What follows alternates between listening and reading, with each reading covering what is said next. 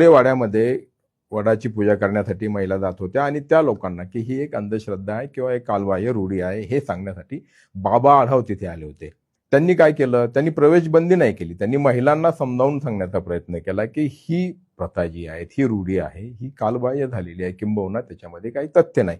तर असे प्रबोधनाचे मार्ग का मला त्यांनी निवडले एक जातात? सांगावं, त्यांनी मशिदीच्या बाहेर उभं राहावं आणि त्यांनी सांगावं की ही अंधश्रद्धा आहे, तुम्ही जे पश्चिमेकडे तोंड करून करता ती अंधश्रद्धा आहे. त्यांनी ईदच्या दिवशी जाऊन सांगावं की बकरी कापू नका, हे भूत द्यायला धरून नाही. त्यांनी हे सांगावं ना. त्यांनी हे सांगू नका की कुठला तरी सैतानाच्या दगडला कवटाळून बसू नका. त्यांनी हे सांगावं ना. अंधश्रद्धा फक्त हिंदू धर्मातल्या त्यांना दिसतात. मी तुम्हाला सांगते की भिडे वाड्यामध्ये क्रांतीज्योती सावित्रीबाई फुले आणि सत्यवान सावित्री यांचं एक एकत्रित मिलाप असलेला हा वटवृक्ष आहे असं मी तर म्हणेन.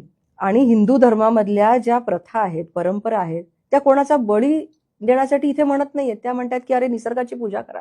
वटसावित्रीच्या दिवशी आपण वडाची पूजा करतो आणि सांगतो की माझ्या पतीला, कुटुंबियांना, सगळ्यांनाच दीर्घायुष्य दे. वटपौर्णिमा, वडाचं झाड हे एका दीर्घायुष्य असलेल्या गोष्टीचं प्रतीक आहे. आणि तुम्ही जर बघाल की सत्यवान सावित्री मधली सावित्री ही अतिशय उच्च विद्या विभूषित होती.